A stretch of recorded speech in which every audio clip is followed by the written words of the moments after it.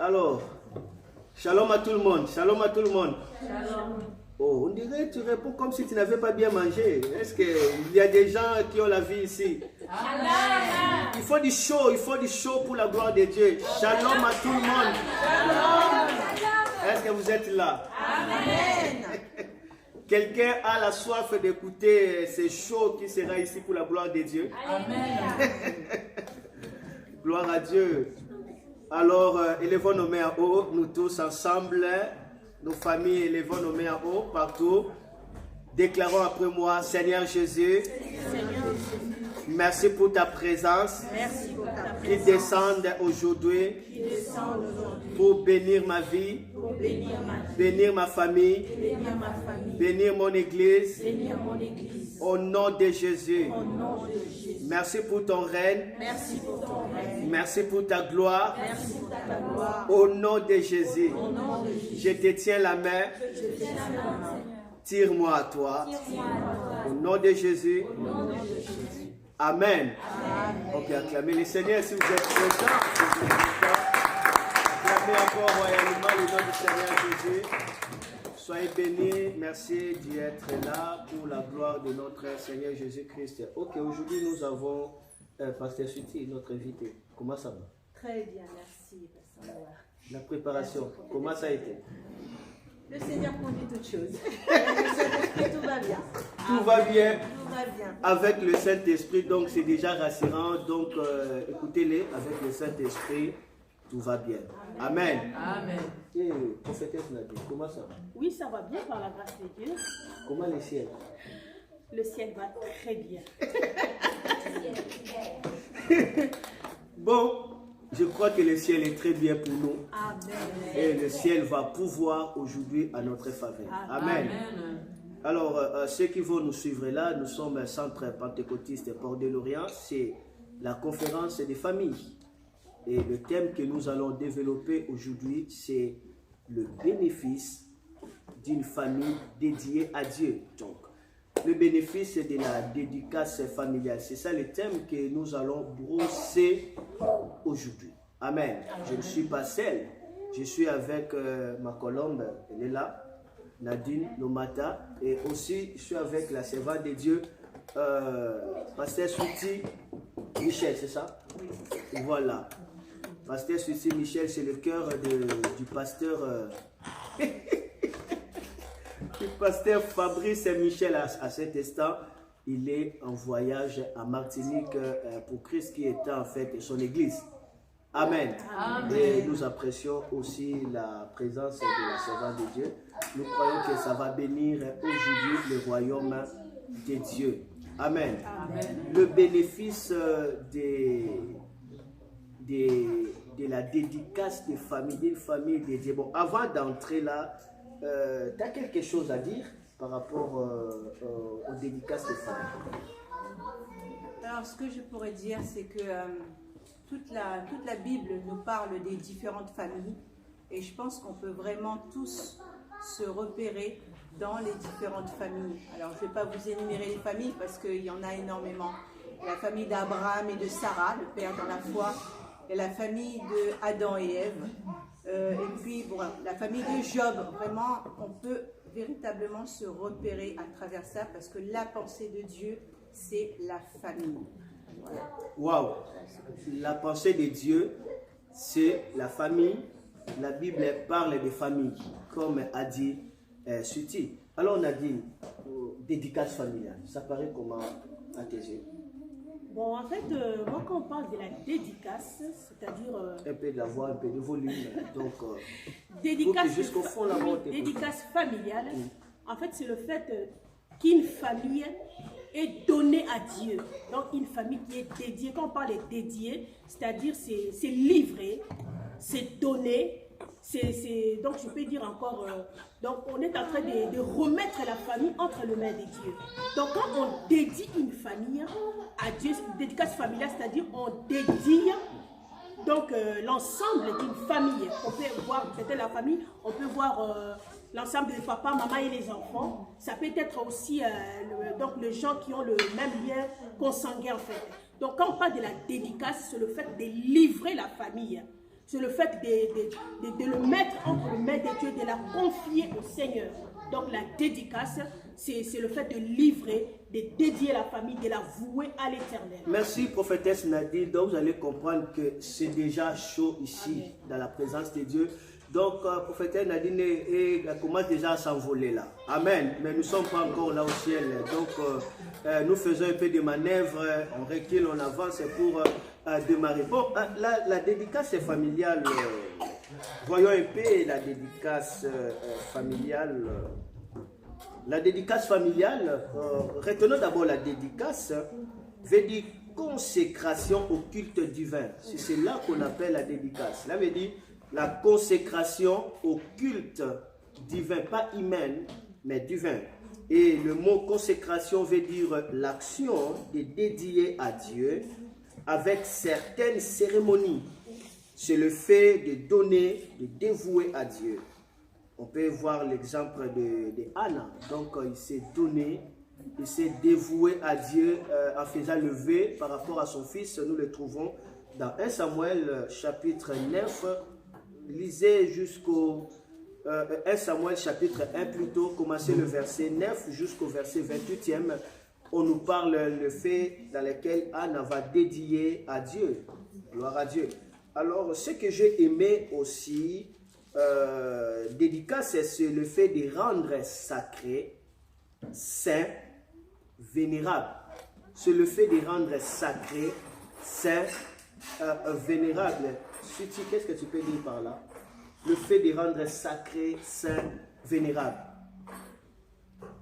Ce que nous pouvons dire, le fait de rendre sacré, saint et vénérable, c'est tout simplement comme vous connaissez l'histoire de Anne, comment elle a soupiré pour pouvoir avoir son enfant, par là où elle est passée, et elle a pu consacrer son enfant et demander au Seigneur, je te le dédie. Et pour moi, c'est un sacrifice. Pour nous, c'est un sacrifice de recevoir ce que nous avons toujours voulu avoir et de dire, Seigneur, si tu me donnes ce fils, je te le consacre. Pour moi, c'est ce que nous pouvons dire concernant sacrifice, consacré. Gloire à Dieu. Saint, c'est tout ce qui vient de divin, c'est tout ce qui vient de l'éternel, c'est tout ce qui est pur. Et tout ce que nous pouvons obtenir de notre Seigneur est saint. Gloire à Dieu. Donc, la dédicace, c'est quelque chose de si important, on ne peut pas s'en passer. Ça rend saint, ça rend sacré et ça rend vénérable, comme le passage se souvient de dire. Ce qui est saint, c'est ce qui est consacré, c'est ce qui est mis à part. On ne peut pas toucher ça, donc c'est réservé. Ça se trouve dans les coffres forts, dans les coffres sacrés. Donc c'est merveilleux à une famille de se dédier à Dieu. Pourquoi? Parce que cette famille sera sainte, mis à part. Cette famille sera sacrée, donc on ne peut pas la toucher. Et cette famille sera vénérable, c'est-à-dire une famille qu'on va vénérer, une famille qui sera dans l'honneur sacré, l'honneur saint de Dieu. Ça, c'est vraiment important. Je crois qu'avec déjà ça, tout ce qui est dédié devient sacré, devient saint, devient vénérable. Je crois que c'est déjà l'un de plus grands avantages ou soit des bénéfices d'une famille dédiée à Dieu. Imaginez, ta famille devient sainte, sacrée, vénérable. Donc cela veut dire, tout ce qui est désacralisé ne peut pas toucher ta famille. Tout ce qui est impie ne touche pas ta famille. Et ta famille devient l'œil de Dieu. Qu'est-ce que tu peux dire, maman Nadine, par rapport à ça? Le fait seulement de dédier la famille, oh, du coup, la famille devient sainte, sacrée, vénérable. Nous savons que Dieu est saint, Dieu est sacré, Dieu est vénérable. Tout ce qui est de Dieu est sacré, saint et vénérable. On ne peut pas toucher ça de n'importe comment. Qu'est-ce que tu peux dire par rapport à ça? Gloire au Seigneur, j'ai beaucoup aimé le dernier mot que vous avez dit, que la famille qui est dédiée à Dieu devient l'œil de Dieu. C'est-à-dire, l'Éternel aura ses yeux sur cette famille, envie d'empêcher que le mal touche à cette famille. Comme il dit dans sa parole, que celui qui touche un oint, il touche à la prunelle de son œil. Donc une famille qui est dédiée à Dieu devient la prunelle des yeux de Dieu. Donc l'Éternel ne peut pas s'asseoir, rester calme si quelqu'un élève sa main contre cette famille. Donc la famille devient le bien précieux de Dieu. Et quand on parle de saint, donc la famille est exemptée de toute forme de souillure, de toute forme d'impureté, de tout ce qui est mal. Donc quand on parle de mal en général, une famille là, donc la famille qui est dédiée à Dieu, donc tout ce qui est mal ne peut pas toucher à cette famille et ne peut pas même sortir de cette famille. Donc quand on dédie la famille à Dieu, donc c'est-à-dire tout ce qui est de cette famille, donc ça devient pur pour le Seigneur et Dieu le purifie. Et cette famille va jouir de l'honneur comme l'homme de Dieu a dit. Donc une famille sacrée, sainte pour l'Éternel, mise à part. Là où les autres peuvent être plutôt détruits, tombés, cette famille sera protégée. Donc quand la famille est dédiée à Dieu, la famille devient le bien privé du Seigneur. Amen. Et l'Éternel lui-même va commencer à veiller sur cette famille. Parce qu'il ne faut jamais oublier que le Seigneur s'engage dans la vie. Il s'engage dans la vie de quelqu'un lorsque cette personne lui est dédiée. Tout ce qu'on donne à Dieu, ça permet à Dieu de pouvoir s'élever et protéger cette famille. Donc une famille qui est dédiée à Dieu, c'est une famille qui est mise à part. Une famille dédiée à Dieu, c'est une famille qui est mise à part. Alors rapidement, nous allons maintenant entrer dans la profondeur pour toucher les avantages d'une famille qui est en fait dédiée à Dieu. Mais avant d'y aller à ça, retiens ceci que parmi toutes les nations de la terre, seul Israël avait reçu cette grâce d'être dédié à Dieu. Et à cause de cela, Israël était devenu l'héritage de Dieu, le trésor de Dieu, le bien privé de Dieu, où Dieu lui-même devait mettre son nom glorieux en Israël. À cause de la dédicace, le nom de Dieu était cité en Israël. Israël était devenu le patrimoine de Dieu, le trésor de Dieu. Oh, la Bible dit, là où est ton trésor, c'est là où sera ton cœur. Donc le cœur de Dieu était en Israël. À cause tout simplement de la dédicace de l'Israël. La dédicace de l'Israël vient par l'obéissance d'une personne qui sortit de toutes les nations, Abraham. Et Abraham obéit à Dieu et à partir de lui, la nation est née et cette nation est devenue l'héritage de Dieu. À partir de toi, tu peux livrer ta famille dans la bonne main de Dieu et ta famille devient un trésor pour Dieu, l'endroit où Dieu met son cœur. Alors, j'aimerais d'abord lire ce passage de Josué chapitre 24, le verset 15 et après... Pasteur Suti pourra nous donner quelques avantages de dédicace familiale selon que le Seigneur avait mis dans son cœur. Et après, nous allons avancer et toucher la vie de Gédéon. Vraiment, hier, le Saint-Esprit m'a parlé sur les Gédéon. Waouh, j'ai commencé à gratter la tête. Je crois qu'on va toucher Gédéon et après nous allons clôturer. S'il y aura des questions, on pourra poser aussi des questions. Je lis Josué chapitre 24, le verset 15. Josué chapitre 24, le verset 15. Je lis. Et si vous ne trouvez pas bon de servir l'Éternel, choisissez aujourd'hui qui vous voulez servir, ou le Dieu qui servait vos pères au-delà du fleuve, ou le Dieu des Amoréens dans le pays dans lequel vous habitez.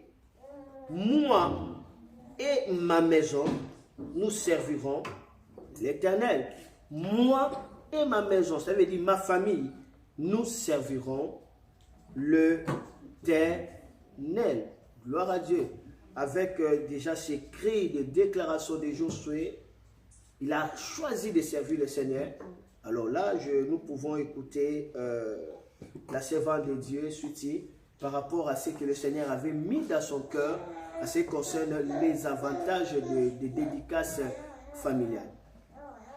Alors, lorsque Josué dit « Moi et ma maison, nous servirons l'Éternel », c'est parce que nous avons aussi le choix d'aller servir d'autres dieux. Le monde sert d'autres dieux.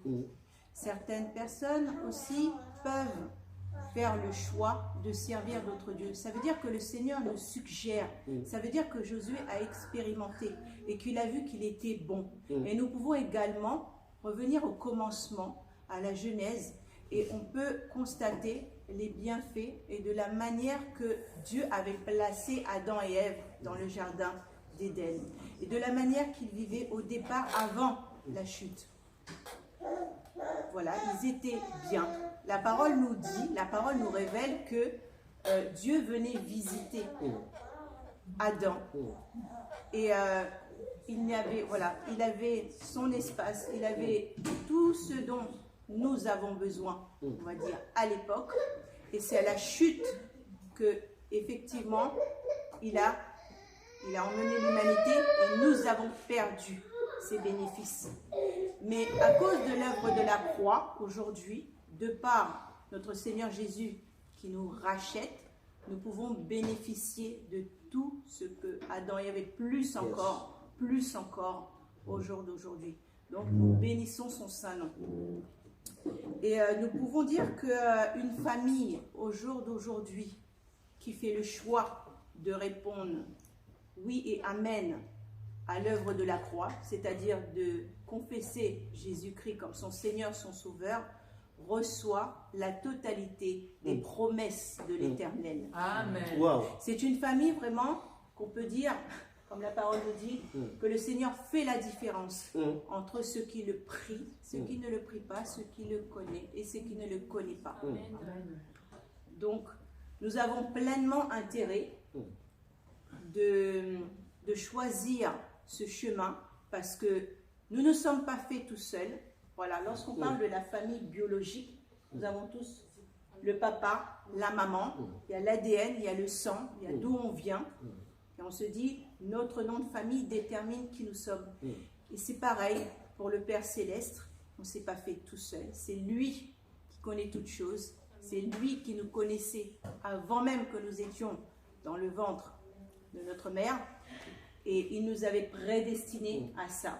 Et donc, nous avons tout pleinement intérêt lorsque nous plaçons notre famille et pour toutes les générations, pour nous, pour nos enfants et les enfants de nos enfants. Donc, il a des bénéfices, il a des avantages, il a des promesses. Et nous devons rentrer dans ces promesses, dans les plans qu'il a prévus pour nous, parce que c'est en nous approchant de lui que lui, il nous révèle ce qu'il a prévu pour nous et nous rentrons pleinement dans ses plans de paix et de bonheur. Amen. Voilà. Yes. Alléluia. C'est merveilleux de choisir de servir le Seigneur. J'ai aimé ça parce que ça permet à ce que ta famille reçoit la totalité. Je dis la totalité, la plénitude de ce que Jésus a déjà accompli à la croix. Donc c'est un choix chérie, c'est un choix de servir le Seigneur. Parce que le choix détermine ce qu'on doit devenir. Eh bien, celui qui a choisi de coiffer, on l'appelle qui? Eh bien, c'est lui qui a choisi de faire le médecin, de la médecine, on l'appelle qui? Eh bien, c'est lui qui a choisi de conduire, on l'appelle qui? Donc, les choix déterminent ce que nous serons devenus demain. Les choix déterminent notre avenir. Qu'est-ce que tu peux dire par rapport à ça? Gloire à Dieu, nos choix déterminent notre avenir. C'est-à-dire, nous devons comprendre que ce que nous sommes aujourd'hui, c'est le résultat de nos choix. Ok. Donc, quand quelqu'un choisit, je peux dire, comme vous venez de dire, de faire la médecine, donc il devient médecin, c'est son choix.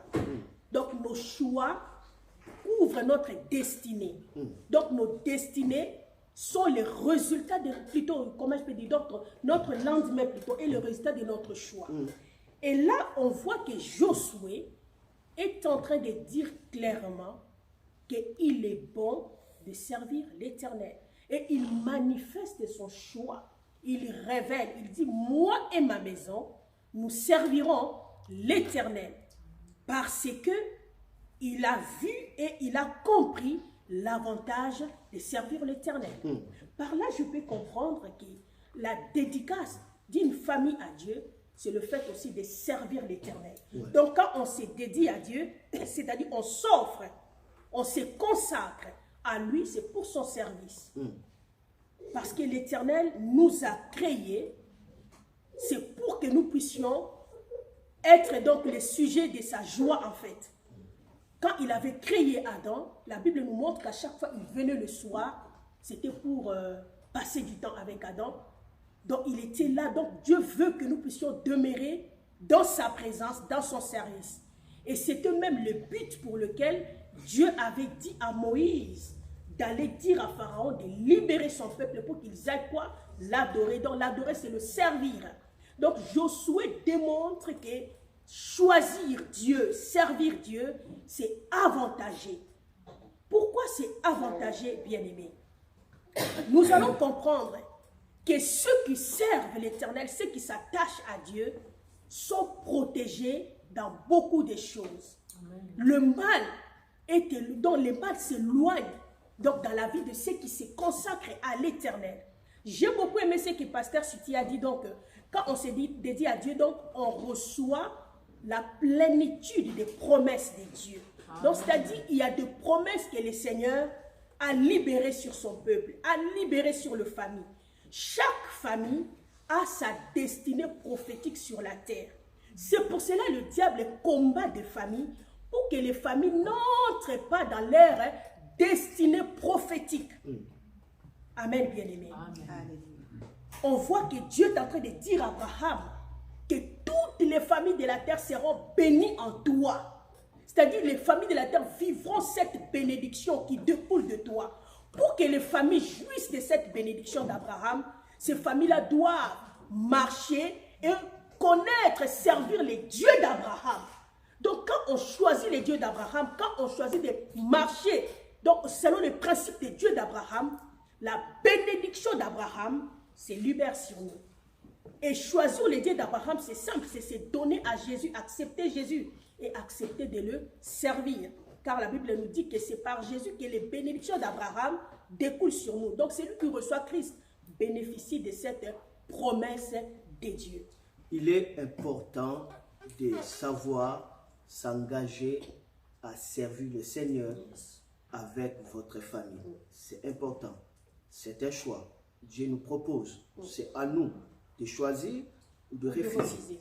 Mais Dieu dit, je te préfère que tu choisis la vie au lieu de trouver la mort. Et surtout à ce temps où nous sommes, sans Jésus, la vie n'a pas de sens.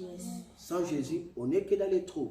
La Bible dit, c'est lui qui demeure sous l'abri du Très-Haut, il reposera dans l'ombre du Tout-Puissant. Nous sommes pendant la chaleur terrible de l'enfer. Nous sommes pendant des troubles.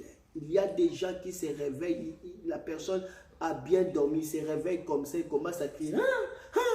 Et d'un coup, la personne devient folle. D'un coup, la personne devient folle. Il se passe des choses. Il se passe des choses. Il y a des gens qui se réveillent comme ça, bien d'un coup, la personne devient aveugle. Il se passe des choses. Donc, nous devons servir le Seigneur. En servant le Seigneur, ce n'est pas l'avantage pour Dieu, mais c'est au contraire, c'est notre avantage. Donc, servir le Seigneur doit être une priorité, ça doit être une rapidité, c'est une offre de la vie éternelle. En servant l'Éternel, vous bénéficiez de la main de Dieu dans ce siècle présent et vous avez le ciel comme héritage. C'est lui qui demeure d'abord sous l'abri du Très-Haut. Il doit reposer dans l'ombre du Tout-Puissant. Pour trouver l'ombrage, il faut localiser l'arbre. Et repose-toi dans cet arbre-là. Pour trouver l'ombrage, localisez là où se trouve l'ombre. Allez dans cette ombre-là. Alors vous serez reposé dans l'abri du Très-Haut. L'ombre ne viendra pas sur toi. C'est à toi d'aller là où se trouve l'ombre. Beaucoup de gens disent, oh Dieu aide-moi. Non, Dieu ne va pas t'aider. Va chez Dieu et Dieu s'engagera pour toi. Va chez Dieu et Dieu s'engagera pour toi. Servir le Seigneur, c'est extraordinaire. C'est merveilleux, je vous dis, merveilleux de servir le Seigneur. Parce que vous quittez des créatures, vous devenez des fils et des filles de Dieu. Mais lorsque nous parlons de la famille qui sert l'Éternel, pourquoi? Parce que nous sommes des résultats des choix que nos parents avaient fait plus tard, bien avant. Nous sommes des résultats des alliances négatives. Nous sommes des résultats des pouvoirs de monde des ténèbres que nos ancêtres avaient fait et ça continue à réclamer. C'est la raison pour laquelle nous décidons de servir le Seigneur pour briser ces liens, envie de voir notre vie s'épanouir. Il est regrettable de combattre les démons avec des vaccins. Il est regrettable de combattre les démons avec le piqûre. On ne combat pas les démons avec la médecine, mais on combat les démons avec le sang de Jésus. Amen. Donc nous avons besoin de servir le Seigneur pour que le Seigneur soit notre partage. Amen. Amen. Amen. Amen. Amen. Je peux donner l'exemple de moi. Un jour comme ça, je crois que ça peut faire un mois, je crois. Un mois. D'un coup comme ça, je me réveille comme ça, il y a quelque chose de bizarre qui est apparu ici. Lorsque même Aïdine a vu ça, Aïdine a dit, c'est quoi? C'est quoi? Même Nadine a dit, c'est quoi? C'était du bizarre. Juste après là, ça commence à faire la plaie ici. Je suis allé chez le médecin pour dire que non, voici quelque chose qui apparaît moi. Pour moi, je crois que c'est le parfum. Peut-être le parfum avait touché mon corps. Je suis allergique au parfum. Le docteur a vu ça et dit, non. Je n'ai jamais vu un truc qui paraît. Si un médecin te dit ça et aussi un médecin blanc, professionnel, docteur, pas infirmier, docteur, il te dit, je n'ai jamais vu un truc qui paraît depuis que j'ai commencé à ma profession. Les docteurs n'ont pas de pitié, ils te disent ça. Moi, j'ai dit, docteur, c'est que moi, je sais, c'est le parfum. Il dit, attendez d'abord. Il a écrit quelque chose là. Après, il dit, tu vois ces médicaments, il ne faut pas les boire. Attendez jusqu'à ce que tu auras les résultats. Tu viens auprès de moi et après, on verra maintenant qu'est-ce que nous allons faire. On va étudier ces cas. Or, en écrivant comme ça, il a écrit avec des termes médecine. Je ne comprenais rien. Or, là, ça indiquait, c'est un cas de cancer. On doit bien les traiter. Et moi aussi, j'ai marché avec ça. Mais après, j'ai dit, les docteurs avaient dit, c'est quelque chose de bizarre. Qui n'a jamais vu. Je ne dois pas aller rapide pour aller faire l'examen. Beaucoup ont fait l'examen et ils ont rencontré ce que l'ennemi avait prévu. Si déjà tu fais l'examen et que l'ennemi avait injecté le sida, il y a des sida spirituels. Si il avait injecté cette maladie-là, toi tu n'as pas prié et que cela apparaît dans l'examen, pour que cela soit enlevé, ça devient compliqué. Parce que ta foi avait déjà vu ça. C'est pourquoi il faut savoir que le médecin soigne les Dieu guéris. Avant d'aller à l'hôpital, va d'abord aux cliniques du ciel. Tu pries, après tu vas. Comme ça, des choses spirituelles sont déjà enlevées et que ce soit des choses que le médecin peut traiter. Moi, je priais, mais je sentais qu'il ne va pas. Je sentais qu'il ne va pas. Et cela m'a retardé une semaine. Une semaine. Un jour comme ça, on était en train de prier avec maman Nadine. On était en train de prier. Je suis en train de dire le bénéfice de servir le Seigneur et la famille. On était en train de prier. D'un coup, j'ai vu la gloire de Dieu descendre dans la maison. C'était la gloire tangible de Dieu. Et d'un coup, j'ai vu Jésus à la croix. Et ce plaie qui était ici, sorti de mon corps et alla se coller ici, dans la côte de Jésus, dans le même endroit qui était. Par là, j'ai compris, la Bible dit, il s'est chargé de nos infirmités. C'est une vérité. Il a pris nos maladies, c'est une vérité. Il a pris nos malédictions, c'est une vérité. Mais une chose, nous devons prier par l'Esprit de Dieu. Lorsque j'ai vu ça, j'ai compris, cette maladie était compliquée, Dieu m'a guéri.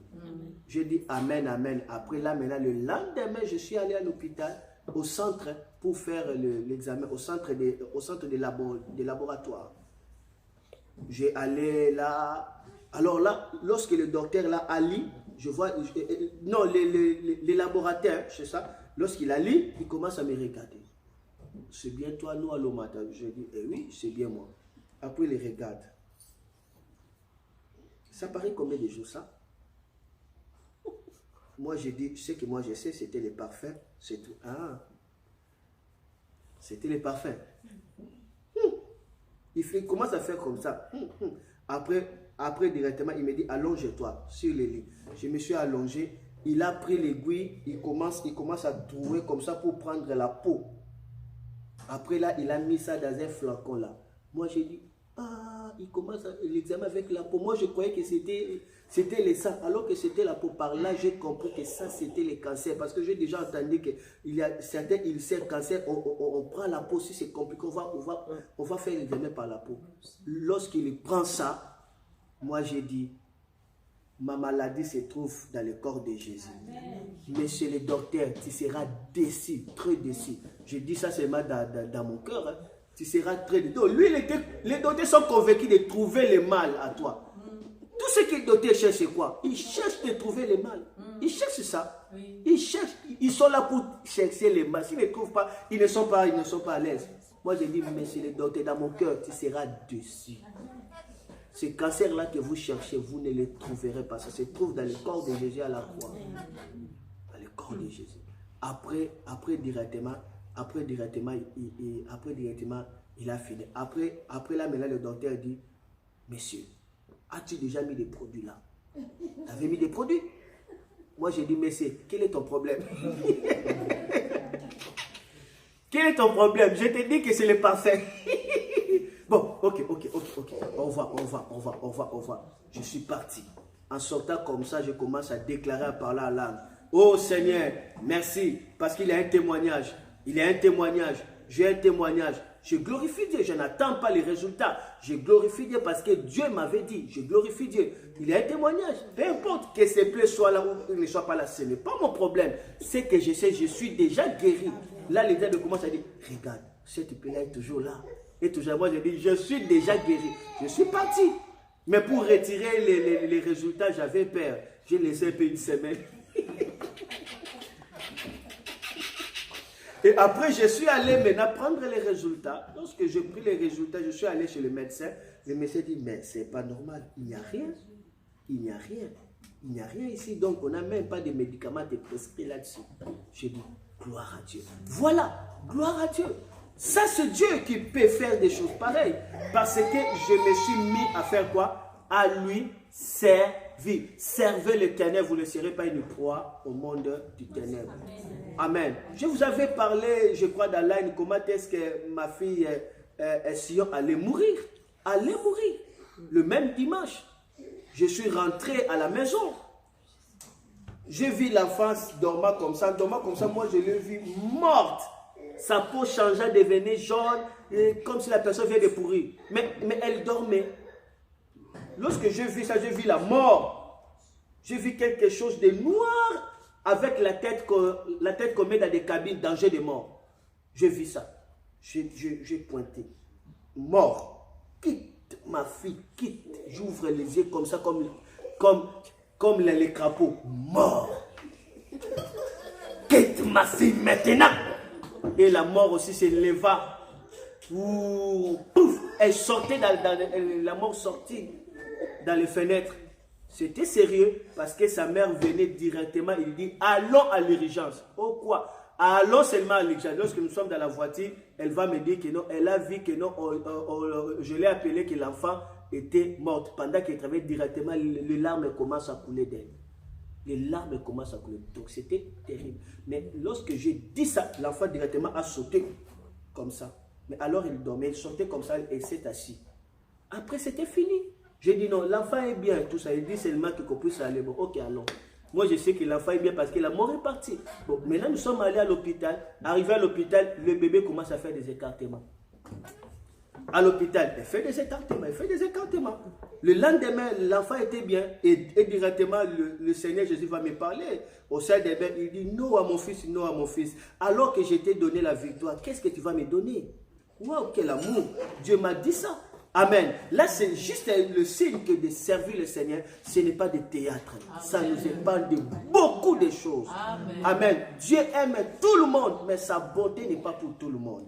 La Bible dit la bonté de l'Éternel est pour ceux qui le servent. Amen. La bonté de l'Éternel est pour ceux qui le servent. Amen. Alors, j'aimerais toucher un peu Gédéon. Pendant 10 minutes, on va parler avec nos invités. Pour terminer, est-ce que Dieu a parlé dans la vie d'une personne? Amen. Est-ce que Dieu a parlé dans la vie d'une personne? Amen. Amen. Amen. As-tu déjà vu l'enfant comme ça? L'enfant se réveille, ton fils se réveille comme ça. ses pieds deviennent faibles. Elle cherche à s'élever, elle tombe. Elle cherche à s'élever, elle tombe. Et la fille qui marchait déjà commence à s'accroupir. Comme un infime. Si tu vois ça, qu'est-ce qu'elle te dira? Cela m'est arrivé sur la vie des faveurs. Cela m'est arrivé. Elle commence à s'accroupir. Elle force de se tenir. Rien, ça ne tient pas. Ça ne tient pas. Elle commence à s'accroupir. Depuis 5 heures qu'elle était réveillée. Ma mère dit, ce n'est pas normal. Ce n'est pas normal. On m'a appelé. Je suis arrivé à 12 heures. Moi, je pensais que c'était des blagues. J'ai dit, faveur, tiens-toi, tiens-toi. L'enfant cherche un peu à se tenir sur la table. Elle n'arrive pas. C'était l'esprit de l'infirmité. L'enfant commence à s'accroupir là. J'ai dit, Seigneur, ça c'est quoi? J'ai réalisé que ce n'était pas de la vente, c'était des réalités. Alors que j'ai touché l'enfant, j'ai dit, Seigneur, il est écrit, tu serviras l'Éternel. Il éloignera la maladie du milieu de toi. Moi, je sers l'Éternel. Toi, tu éloignes la maladie du milieu de moi. Lorsque j'ai prié comme ça, directement, j'ai vu l'image d'un homme de Dieu, Branham, qui priait sur un enfant qui était paralysé, il marchait. Je vis son image m'est venue, j'ai senti l'onction de Dieu. J'ai senti vraiment cette onction reposer sur la fille. Après, je l'ai laissée. Elle avait 1 année. Après, je l'ai laissée. Je crois 1 année, quelques mois. Je l'ai laissée. Je dis, tu es guéri. Après, c'est tout. Mais l'enfant continue toujours à s'accroupir. Maintenant, pour ne pas s'affaisser à la fois. Parce qu'il a si seulement j'accepte, l'enfant reste comme ça. Pour ne pas s'affaisser à la fois, je dis partir. J'ai dit que l'enfant est guéri. Je suis parti. Arrivé à 18 h, là c'est mon père qui me dit, l'enfant elle-même commence à prier. Vous n'allez pas m'avoir. Et il parlait à Lingala à cette époque-là. Vous n'allez pas m'avoir avec vos serpents. As-tu vu les bébés parler de ces gens comme ça? Mon père les regardait. Mon père ne savait même pas utiliser le téléphone pour filmer ça. L'enfant commence à prier, elle est transpirée. 1 heure du temps, l'enfant de 1 année, j'étais 1 année 6 mois comme ça. L'enfant d'1 année, 1 heure du temps, elle a prié. Depuis là, elle n'a jamais prié comme ça. Elle ne prie pas. Elle a prié 1 heure du temps. Elle s'est transpirée. Après 1 heure du temps, l'enfant s'est mis debout, commence à marcher. Est-ce que vous croyez que c'était simplement comme ça, l'enfant devait prier comme ça? L'onction de son père a été libérée, l'esprit de l'onction l'a touché, l'enfant commence à être manipulé par l'onction de Dieu. Par l'onction, l'enfant marcha. On m'a appelé, elle a marché. Je suis arrivé là-bas, l'enfant marchait. Quel témoignage! Servez l'Éternel de tout cœur. Et lorsque le mal arrive, revendiquez votre droit. Amen. Moi et ma maison, nous servirons l'Éternel. Nous sommes des témoignages. Même Aïdine, un jour comme ça, il s'est réveillé comme ça, aveugle. L'enfant devient aveugle. Amen. Servez l'Éternel et l'Éternel ne vous laissera pas. Et ne vous abaissez pas dans la foi. Les épreuves peuvent venir, mais ne changez pas votre foi, ne changez pas votre confession. Amen. Si Dieu vous dit c'est le matin, même si tu vois la nuit, dis dans ta bouche que c'est le matin. Acclamez le Seigneur. Waouh! Waouh! Alléluia! Alors, touchons Gédéon pendant 10 minutes vraiment pour terminer. Alors là, je ne vais pas parler, j'aimerais que mes invités puissent parler. Mais je crois que ce témoignage a béni la vie d'une personne. Amen. Amen. Amen. Josué, Juge chapitre 8, le verset 22 à 27. Nous voyons rapidement le vie de Josué. Alors là, j'aimerais que Maman Nadi puisse nous lire Juge chapitre 8, 22 à 27. Ça, c'est le message que Dieu m'avait donné. Reboto Sharaba. Juge chapitre 8, versets 22 à 27. Sharaba, yes. Les hommes d'Israël dirent à Gédéon, domine sur nous, et toi et ton fils, et le fils de ton fils, car tu nous as délivrés de la main de Madian. Gédéon leur dit, je ne dominerai point sur vous, et mes fils ne domineront point sur vous. C'est l'Éternel qui dominera sur vous. Gédéon leur dit, j'ai une demande à vous faire. Donnez-moi chacun les anneaux que vous avez eu pour butin. Les ennemis avaient des anneaux d'or car ils étaient ismaélites. Ils dirent, nous les donnerons volontiers. Et ils étendirent un manteau sur lequel chacun jeta les anneaux de son butin. Le poids des anneaux d'or que demanda Gédéon fit de 1700 cycles d'or, sans le croissant, les pendants d'Orieux et les vêtements de pourpre que portait plutôt le roi des Madians, et sans les colliers qui étaient au cou de leurs chameaux. Gédéon en fit un éphod et il les plaça dans sa ville à Ophra, et il devint l'objet de prostitution de tout Israël. Et il fit un piège pour Gédéon et pour sa maison. Quelqu'un a-t-il écouté? Dieu a visité Gédéon. Il dit, l'Éternel est avec toi, c'est toi qui vas libérer Israël de la main de ses ennemis. Gédéon dit, mais je suis pauvre, ma famille est la plus pauvre. Nous sommes les plus pauvres, on ne peut pas. Dieu dit à Gédéon, je suis avec toi. Gédéon va élever un autel pour l'Éternel. Lorsque l'Éternel a vu cet autel, la Bible dit, l'Éternel, il dit, je suis le Dieu de paix. Et Gédéon va appeler le nom de cet autel, le Dieu de paix. Le Dieu de paix. À cause de l'autel, Dieu dit, je suis le Dieu de paix. Amen. À chaque fois que Dieu vous visite, n'oublie pas de bâtir l'autel. À chaque fois que vous êtes dans la bataille, n'oublie pas d'élever l'autel. L'autel a fait que Dieu soit le Dieu de paix pour Gédéon. Et Gédéon a élevé cet autel, il dit, je suis le Dieu de paix. Et lorsque Gédéon a élevé l'autel, directement Dieu va dire maintenant à Gédéon, la nuit, Dieu dit, Gédéon, va maintenant dans la maison de ton père. Tu trouveras l'autel de Dieu de Baal. Détruis cet autel-là et construis-moi un autre autel. Tu vois une dimension de révélation, de secret qui allait briser la loi de réclamation de son père est venue lorsque Gédéon a élevé l'autel pour Dieu. Il y a certains niveaux dans notre vie, nous l'atteindrons par les autels à Dieu. Les autels, ce sont des sacrifices, des offrandes de bonne odeur. Ça te permet d'entrer dans une nouvelle dimension. C'est même Dieu qui avait visité Gédéon. Pourquoi Dieu n'avait pas dit toutes choses à Gédéon? Pourquoi Dieu n'a pas livré tout secret à Gédéon? Il fallait que Gédéon sache que non, lorsque Dieu me rencontre, je dois offrir une offrande. Et là maintenant, la nuit, Dieu visite Gédéon pour lui dire, voici la cause qui fait que vous soyez pauvres, c'est l'idolâtrie de ton père. Ton père c'était gardien des autels. Allez, brise ces autels.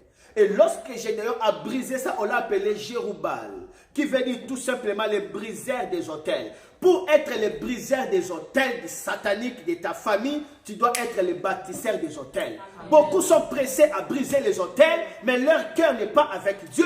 Soyez d'abord les bâtisseurs d'autels. Donne-toi à Dieu comme un autel. Offre-toi à Dieu comme un autel. Et soyez partisans de l'œuvre de Dieu en donnant ton argent pour l'œuvre de Dieu. Alors tu peux te lever pour briser l'autel de Dieu de Baal.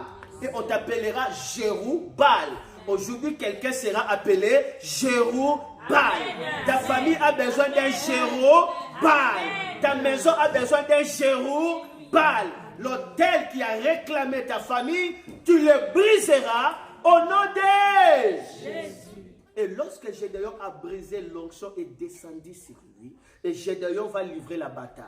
Et en livrant la bataille, et directement Gédéon va remporter la victoire. Maintenant, tous les peuples disent à Gédéon, c'est toi qui nous as donné la victoire. Oh, soyez en paix, toi et toute ta maison, toute ta famille. Nous allons te servir, toi Gédéon et toute ta famille. Sois notre roi.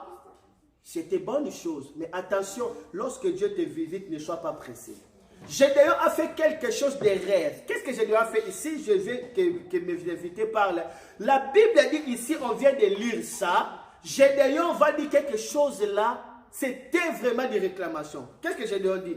Ok, donnez tout de l'or qu'on a dépouillé nos ennemis. Ils avaient beaucoup d'or.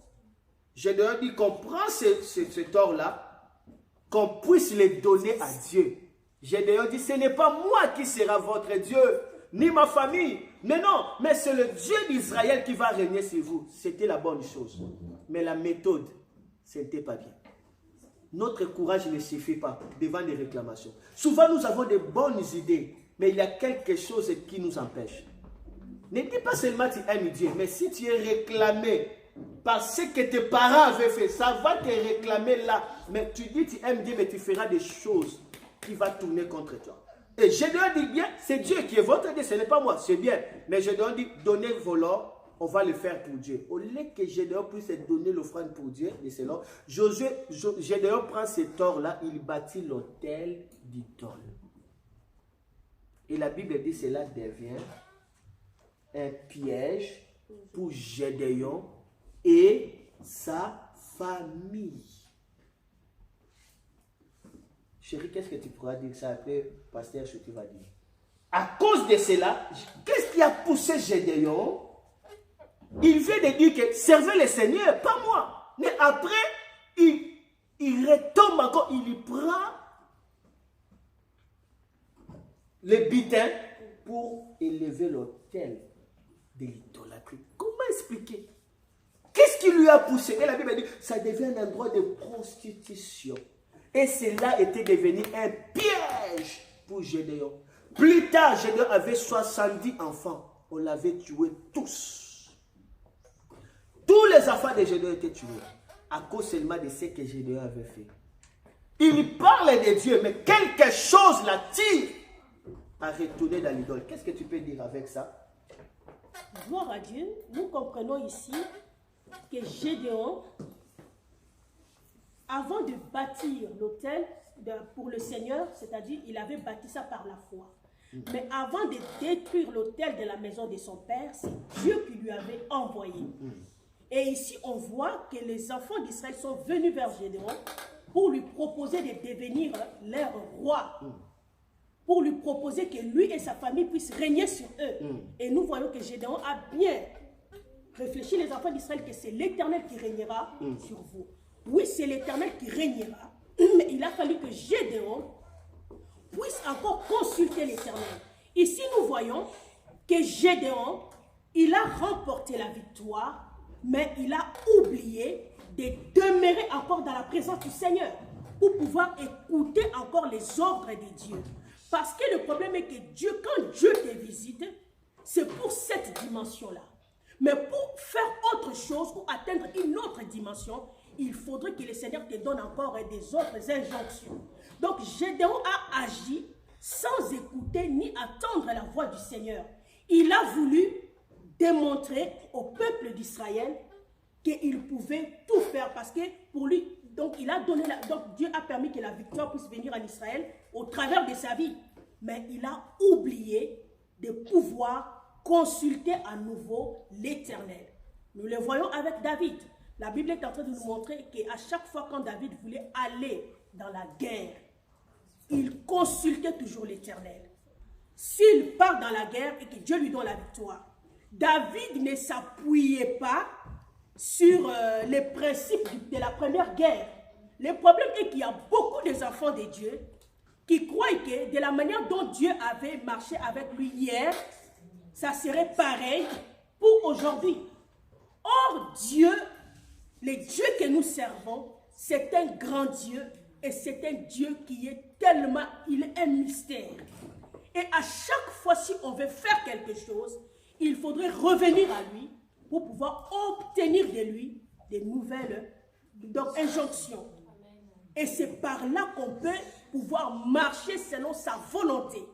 Parce que la volonté de Dieu, moi je peux dire que c'est le fait de marcher selon ce que Dieu te dit du jour au jour. Du jour au jour, c'est ça le pain quotidien. Gloire à Dieu, on peut acclamer le Seigneur pour ça. Il faut toujours écouter Dieu à nouveau. Amen. De recevoir de Dieu la pensée au nouveau. Amen. Maman, si tu peux dire quelques minutes par rapport à ça, parce que dans 10 minutes, on va déjà finir tout ça. Après, je vais clôturer. Alléluia. Prophétesse Nadine disait que marcher avec Dieu, c'est toujours interroger Dieu chaque jour. Et on va revenir à la famille naturelle. Et je vais vous partager un témoignage réel. Au début de ma conversion, au début, quand j'ai accepté de servir le Seigneur, quand je commençais à être disciple, j'étais dans le service de la prière pour les malades. Et je ne savais pas du tout ce que Dieu avait mis à l'intérieur de moi. Je ne connaissais pas du tout le chemin qu'il voulait que j'emprunte. Et un jour, un homme de Dieu, qui voilà, par la suite est devenu mon père spirituel, m'a demandé de travailler avec lui. Alors, je ne savais pas trop, donc c'était le tout début. J'ai pris du temps, j'ai été dans la présence de Dieu, j'ai répondu au bout de 2-3 mois. Alors, j'ai vu que le jour même que j'ai répondu « Amen », oui, à l'homme de Dieu, le feu a pris chez moi, j'ai failli me faire écraser par une voiture et il m'est arrivé beaucoup de péripéties. Alors, je me suis dit « Waouh, qu'est-ce que c'est que ça ?» Puis je commence le travail avec l'homme de Dieu, je continue à prier pour les malades, je continue à me déplacer, à aller visiter les bien-aimés. Et un soir, je devais aller à l'assemblée pour faire une formation. Et mon frère également devait faire cette formation avec moi. Et je ne sais pas ce qui nous est arrivé, le Seigneur nous a retenus à la maison, on devait faire garder les enfants, le Seigneur nous a retenus tous les deux à la maison. Et ma fille a commencé à avoir de la fièvre, mais une fièvre que je ne maîtrisais pas.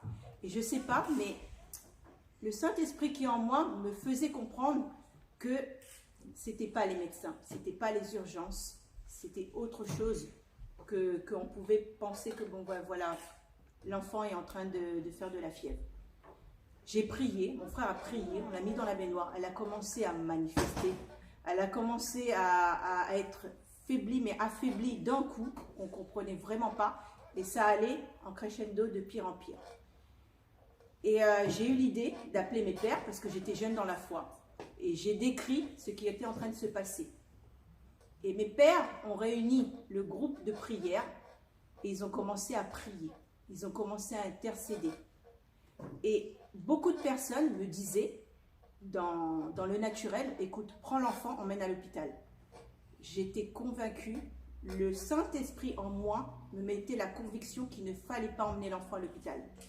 Et le jumeau, son frère, a commencé également à avoir de la fièvre, de la même façon que l'autre jumelle. Et on a commencé à prier, on a continué. Et puis un moment, mon père dans la foi me dit au téléphone, parce que j'étais connectée avec lui, n'emmène pas l'enfant, à minuit tout sera terminé, n'emmène pas l'enfant. On a prié toute la nuit, les deux ont été malades, les deux ont eu de la fièvre, et effectivement, à minuit, tout s'est arrêté. Et j'ai compris que c'était une attaque. Et qu'il fallait discerner, tout comme tu disais tout à l'heure, pasteur, que c'est pas forcément instinctif, bon ben voilà, j'appelle un médecin, c'est très facile de se servir de ce qu'on a autour de nous, mais qu'il fallait discerner que non, ce sont des attaques. Et ce qui s'est passé, ce jour-là, j'avais appelé pas mal de personnes et j'avais appelé ma binôme de prière, qui est du Congo également, et j'ai pas réussi à la voir, j'ai pas compris parce que c'est une sœur fidèle, j'ai pas du tout compris pourquoi j'ai pas réussi. 3 jours plus tard, je l'ai au téléphone et je lui dis je t'ai cherché, je ne t'ai pas trouvé et je lui explique ce que je viens de vous expliquer. Et elle me répond, tu sais, Dieu est grand, Dieu est tout puissant, en pleurant, mais gloire à Dieu que tu sois une femme de prière et que tu aies eu toute l'équipe d'intercession derrière toi parce que Dieu sauve. J'ai pas compris pourquoi elle me dit ça, elle était toute bizarre. Je dis Dieu sauve, oui Dieu sauve, Dieu est tout puissant, Dieu sauve. Et là elle se met à me dire, écoute, de la même façon que tu me racontes que tes enfants ont été attaqués, ils ont eu la fièvre, ma soeur, son fils a eu les mêmes attaques, sauf qu'elle ne prie pas. Elle a emmené le petit à l'hôpital, le petit a convulsé, le petit a vécu, et j'étais étonnée parce qu'elle me racontait le même combat que j'avais vécu avec les jumeaux. Et vous savez, quand vous passez par là, les minutes sont comme des heures, les heures sont comme des jours. Et elle me disait que sa sœur n'a pas eu la même grâce. Je ne dis pas chance, je dis grâce, parce que nous sommes enfants de Dieu. Sa sœur n'a pas eu la même grâce. Son fils est décédé. Pas de prière, pas de discernement, pas d'intervention divine dans sa vie. Son fils est décédé. Et donc, j'ai pleuré, j'ai rendu grâce à Dieu et je me suis rendu compte ce que l'Éternel était en train de faire dans ma vie. Voilà. Donc, comme vous dites, pasteur, le discernement. Le discernement, c'est important. Très important. Très, très, très important. Beaucoup ont activé la décision de l'ennemi tout simplement parce qu'ils n'étaient pas dans le discernement. Et directement, cela devient établi, valide. Quand c'est fini. Parce qu'il n'y avait pas de discernement. Mais attention, on ne vous dit pas que Dieu fouille les médecins. Un bon nombre de dieux qui marche avec le miraculé respecte les docteurs. Moi, je respecte les docteurs. J'ai toujours dit, si tu ne crois pas que la prière avec le médicament peut te guérir, tu ne seras même pas guéri sans médicament. Est-ce que je me fais comprendre? Si tu ne crois pas, on t'a donné les médicaments et que si tu pries, tu prends les médicaments, tu seras guéri. Laisse-moi te dire, même sans médicaments, si on prie pour toi, tu ne seras pas guéri. Est-ce que je me fais comprendre? Je me fais comprendre? Hein? Tu as reçu des médicaments, tu ne crois pas que à ces médicaments, si on prie, c'est ça, et que tu bois, tu seras guéri. Même si tu n'as pas de médicaments, tu ne seras pas aussi guéri. Donc, le fait seulement de prier pour les médicaments et de boire, cela montre que tu as la foi.